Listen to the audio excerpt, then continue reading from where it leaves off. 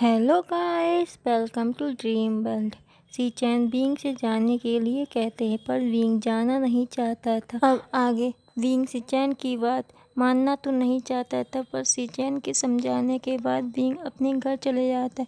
उसे वांग जी की बहुत ज़्यादा चिंता हो रही थी, पर सी-चैन ने कहा था कि वांग जी उससे खुद बात कर लेगा। और फिर विंग भी सोचने लगता है कहीं यह सब उसकी गलती तो नहीं। विंग को लगने लगता है कि वांग जी उसके साथ खुश नहीं है, वांग जी को उसकी वजह से तकलीफ होती है। विंग को ऐसा भी लगने लगता है कहीं वह वांग जी की जिंदगी में एक बोझ तो नहीं है जो वांग जी को दुखी करता है। विंग को ऐसा सब फील हो रहा होता है और विंग इसी तरह सोच रहा होता है कि वांग जी विंग को अपनी लाइफ में इम्पोर्टेंट नहीं समझ, पर विंग वांग जी को बहुत ज़्यादा प्यार करता था, इसलिए विंग अपने आप को इस रिश्ते में पीछे भी नहीं करना चाहता था। इसलिए वह सोचता है जो वांग जी चाहेगा मैं वो ही करूँगा। अगर वांग जी मुझसे जो मांगेगा मैं उसे वो दूंगा, अगर चाहे वो मुझसे रिश्ता तोड़ना हो या जोड़ना। विंग ऐसे डीप थिंकिंग कर ही रहा होता है कि विंग को हल्की हल्की नींद आने लगती है और विंग सो जाता है। अगला दिन होटल रूम में जब वांग जी को होश आता है तो वह अपने आप को होटल के रूम में पाता है और वह देखता है कि उसका भाई उसके सामने ही बैठा हुआ है।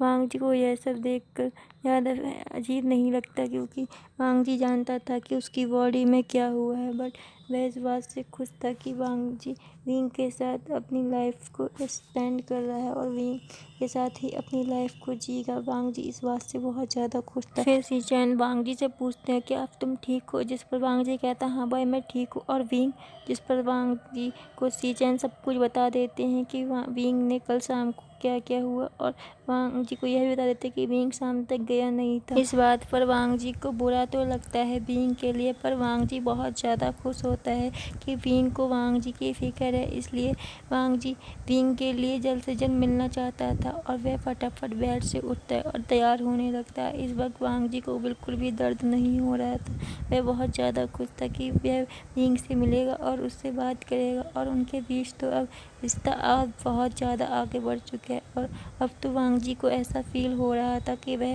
विंग को बिना देखे रह भी नहीं पाएगा, इसलिए वह जल्द से जल्द विंग से मिलने के लिए जाना चाहता था। पर सब सी-चैन उसे रोकते हैं और वह कहते हैं तुम्हें विंग से बात करनी होगी और उसे समझाना पड़ेगा अपनी कल की हरकत के लिए। वह बहुत ज़्यादा दुखी था कि तुमने उसे अपने साथ रुकने नहीं दिया, और विंग की आंखों में मुझे कल कुछ सवाल भी दिख रहे थे जिसके उसे जवाब भी चाहिए होंगे, तो तुम्हें उससे बात कर लेनी चाहिए। वांग जी कहता है हाँ भाई मैं उसी के पास जा रहा हूँ। ऐसा बोलकर वांग जी विंग के लिए कॉल लगाने लगता है, जिस पर विंग का फ़ोन भी विंग उठा लेता है। और फिर वांग जी विंग से पूछता है तुम कहाँ पर हो, जिस पर विंग बताता है वह अभी अपने घर है अपनी मॉम के साथ। और हाँ, अब विंग अपनी मॉम के साथ रहता है, ना कि वो अपने पुराने वाले घर में। ठीक है, अब हम आते वापस स्टोरी में।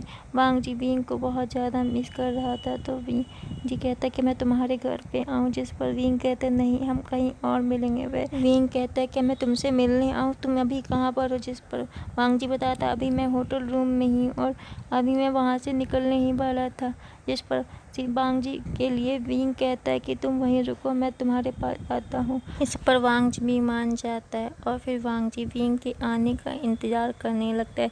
वहीं सी-चैन कहते हैं मैं जाता हूँ। हाँ वांग जी तुम विंग से बात करना मत भूल जाना, जिस पर वांग जी हाँ में जवाब देता है सी-चैन को, और फिर सी-चैन चले जाते हैं। वांग जी विंग का इंतज़ार करने लगता है और ऐसे ही कुछ समय बीतता है और फिर विंग आ जाता है। विंग आने के बाद वांग जी से उसकी हेल्थ के बारे में पूछता है, जिसका जवाब वांग जी हाँ में देता है कि वह ठीक हो गया है। और फिर विंग वांग जी के पास बैठ जाता है और उससे इधर उधर की बातें करने लगता है, बट वांग जी से विंग यह नहीं पूछ रहा होता है कि कल क्या हो गया था तुम्हें, क्योंकि वांग जी इस बात को बताना चाहता था और विंग उससे नहीं पूछ रहा होता है। वांग जी को थोड़ा ऑकवर्ड लग रहा होता है कि वांग जी के बारे में विंग जानना नहीं चाहता, बट विंग भी सोच रहा था कि अगर वांग जी इस बारे में कुछ नहीं बताना चाहता तो मैं उससे कुछ नहीं कहूँगा और मैं इस बारे में कोई बात भी नहीं कहूँगा जिससे वांग जी को ऑकवर्ड फील ना हो। पर विंग नहीं जानता था कि वांग जी उसके ना पूछने पर ऑकवर्ड हो रहा है। वहीं वांग जी सोच रहा होता है कहीं विंग को मेरी बात बुरी तो नहीं लगी और फिर इसी वजह से वह इस बात को इग्नोर कर रहा है। बट वांग जी आखिरकार विंग से पूछ लेता है, तुम्हें मुझसे कुछ पूछना नहीं है?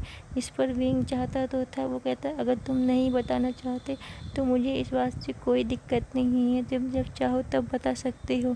फिर विंग की यह बात सुनकर वांग जी को थोड़ा अच्छा लगता है और वो कहता है मैं तुम्हें बताना चाहता हूँ, बट तुम पूछो तो तुम्हें पूछना क्या है? विंग वांग जी से पूछता है कि तुमने मुझे डेट के लिए क्यों पूछा और तुम्हें कैसे पता चला कि मैं तुमसे प्यार करता हूँ? जिस पर वांग जी कहता है ये सवाल पूछना था तुम्हें?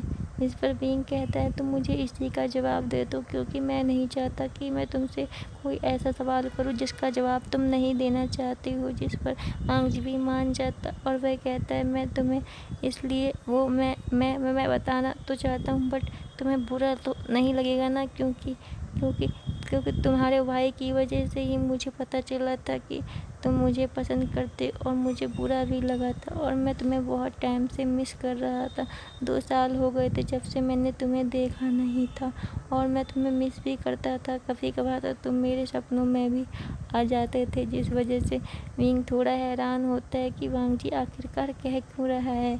विंग को यह सब कुछ समझ में नहीं आया होता है और फिर वांग जी से विंग बोल देता है कि मुझे कुछ समझ में नहीं आया, तुम कहना क्या चाहते हो भाई? प्यार, सपना, मिस, 2 साल और तुम ये सब क्या कह रहे हो? मुझे कुछ समझ में नहीं आया। जिस पर वांग जी विंग को समझाने लगता है कि मुझे तुम्हारे भाई से पता चला था कि तुम मुझसे प्यार करते हो, यह बात हमारे पूरे ग्रुप को पता थी, बट मुझे नहीं पता थी। मुझे सीचैन ने बताया कि तुम मुझे बहुत लंबे टाइम से पसंद करते हो और यह बात जानकर मुझे अच्छा भी लगा था और मैं तुम्हें इतना ज़्यादा मिस कर रहा था, तुम मेरे सपनों में भी आने लग गए थे, जिस वजह से मुझे ऐसा लगने लगा था कि मैं तुम्हारे बिना रह नहीं पाऊँगा। मैं तुम्हें अपने लिए चाहता था, मैं चाहता था तुम हमेशा मेरे साथ रहो, क्योंकि जब तुम मेरे साथ हमेशा मेरे आगे पीछे रहते थे तो मुझे बहुत अच्छा लग रहा था। इसलिए मैंने सोचा था कि मैं तुम्हें जब मिलूँगा तब मैं तुम्हें प्रपोज़ कर दूँगा और मैंने ऐसा किया भी। और फिर जब तुमसे मैंने अपने डेट के लिए पूछा था और तुमने मुझे हाँ कर दिया था तो मुझे बहुत अच्छा लगा और फिर मुझे हल्के हल्के तुम्हारी आदत लगने लगी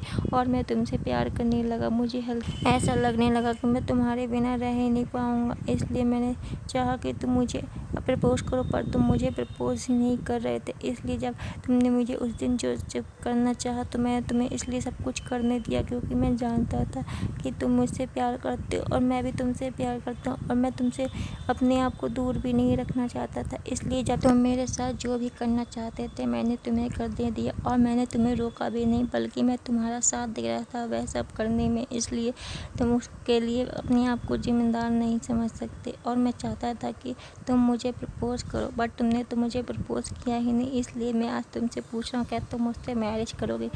इस बात पर वांग जी की विंग इतना ज़्यादा शॉक हो गया था कि उसे समझ में नहीं आ रहा था कि वह क्या जवाब दे। कि विंग से वांग जी ने इस तरह से प्रपोज़ किया था कि विंग का तो मुंह ही बंद हो चुका था। अब वांग जी की इस सवाल पर विंग सोच ही रहा होता है कि वह क्या जवाब दे। कि विंग को वांग जी हिलाता है और पूछता है तुम्हारा क्या जवाब है, और फिर विंग आखिरकार बोलता है हाँ मैं तुमसे मैरिज करना चाहता हूँ। जिस पर वांग जी कहता है तो फिर चलो हम अभी मैरिज कर लेते। ये बात सुन के तो विंग पूछता है क्या अभी? विंग की यह बात जानकर कि वांग जी से वह अभी मैरिज नहीं करना चाहता, वांग जी को ऐसा लगता है। वो कहता है क्या तुम मुझसे अभी मैरिज नहीं करना चाहते? इस पर विंग कहता है नहीं मैं करना चाहता हूँ, बट अभी इतनी जल्दी और हमारी फैमिली कहता है उन सबको हम बाद में बता देंगे। और फिर वांग जी कहता है मैं तुम्हारे साथ रहना चाहता हूँ और या फिर हम एक साथ रहेंगे और फिर हम मैरिज के साथ एक साथ रह सकते हैं ना। इसलिए वांग जी की ये बात सुनकर कि हम एक साथ रहेंगे मैरिज के बाद, वांग जी से विंग कहता है तुम्हें लिविंग रिलेशनशिप का नाम नहीं पता? जिस पर विंग जी कहता है पता तो है, बट मैं उस तरह नहीं रहना चाहता, मैं तुमसे मैरिज करना चाहता हूँ, मैं तुम्हारा हस्बैंड बनना चाहता हूँ ना। और फिर या फिर हम हस्बैंड रह सकते हैं या हस्बैंड वाइफ रह सकते हैं या फिर हम बॉयफ्रेंड गर्लफ्रेंड रह सकते हैं, बट हम रिलेशनशिप के में रहने पर हम लिविंग रिलेशनशिप में नहीं रह सकते। मुझे नहीं पसंद, हम लोग रिश्ते के साथ रहेंगे ना। अगर तुम मुझसे मैरिज कर लेते हो तो मैं तुम्हारे साथ रह सकता हूँ और फिर हम साथ साथ रहेंगे। वांग जी की ऐसी बच्चों वाली बातें सुनकर विंग को बहुत अच्छा लगता है कि वांग जी उसके बारे में सीरियस है। और फिर विंग कहता है ठीक है मैं मान गया और तुम जहाँ चाहो हम वहाँ मैरिज कर सकते हैं। वांग जी कहता है अभी हम कानूनी तौर पर मैरिज कर लेते हैं। जिस पर वांग जी की विंग बात मान जाते हैं और फिर वे दोनों मैरिज कर लेते हैं। वांग जी कहता है बट अभी हम अपने रिश्ते को सीक्रेट रखें। पर वांग जी से विंग कहता है बट हमारा सीक्रेट रखने का फ़ायदा क्या, और फिर तुमने मैरिज क्यों की। जिस पर वांग जी कहता है मैं तुम्हें पूरी तरह से अपना चाहता हूँ, मैं नहीं चाहता था कि तुम्हारे पीछे कोई और लड़के या लड़कियाँ पड़े, मैं चाहता था तुम सिर्फ मेरे, और अब मुझे तुम पे पूरा भरोसा है कि तुम सिर्फ मेरे हो। और अब तो हमारे पास हमारा मैरिज सर्टिफिकेट आ गया है ना, और अब तुम मेरे से अलावा किसी और के पास जा भी नहीं सकते हो, इसलिए अब तुम मेरे साथ रह सकते हो। और हाँ, अब हम साथ रहेंगे हस्बैंड ओके। और फिर वांग जी की ऐसी बातें सुनकर विंग को थोड़ी हैरानी होती है, क्योंकि वांग जी तो हमेशा से समझदारों वाली बातें करता था और वांग जी एक रिलेशनशिप के बारे में कुछ नहीं जानता। विंग को इस बात से हैरानी होती है।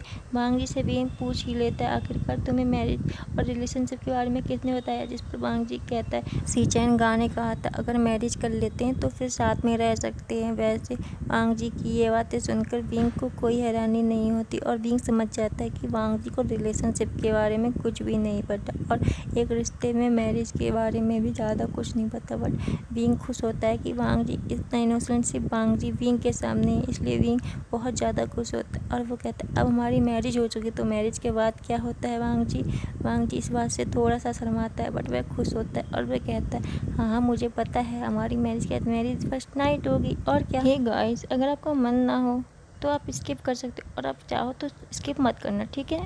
क्या सुन लो, मैं पहले कहना चाहती मैं स्टोरी के लॉन्ग पार्ट नहीं बनाना चाहती क्योंकि मुझे थोड़ी दिक्कत होती, बट मैं बाद में कोशिश करूँगी। पर मैं आपको अपनी दिक्कत आती हूँ, पहले मैं स्टोरी लिखती हूँ, अब मैंने लिखना तो छोड़ दिया। पहले मैं सोचती हूँ, फिर सोचने के बाद बोलती हूँ, फिर जो गलत होता है उसे डिलीट करती हूँ, फिर दोबारा सोचती हूँ, फिर उसे मतलब बोलती हूँ। इसी तरह से मेरी स्टोरी बनती है और फिर बीच बीच में जो एरर हो जाते हैं, फिर बीच बीच में किसी गाड़ी वगैरह की आवाज़ आती हैं, इन सब से डिस्टर्ब होकर मेरी इतनी ही छोटी सी स्टोरी बन पाती है। अगर आप थोड़ी लॉन्ग स्टोरी चाहते हो तो मैं उसके लिए कोशिश करूँगी, बट मैं पूरी तरह से कंफर्म नहीं हूँ कि मैं इतनी स्टोरी बना सकती हूँ, इसलिए आपको वेट करना पड़ेगा। जब मेरे पास टाइम ज़्यादा होगा तब मैं लॉन्ग स्टोरी बनाने की कोशिश करूँगी, ठीक है। अब स्लोगन की बारी।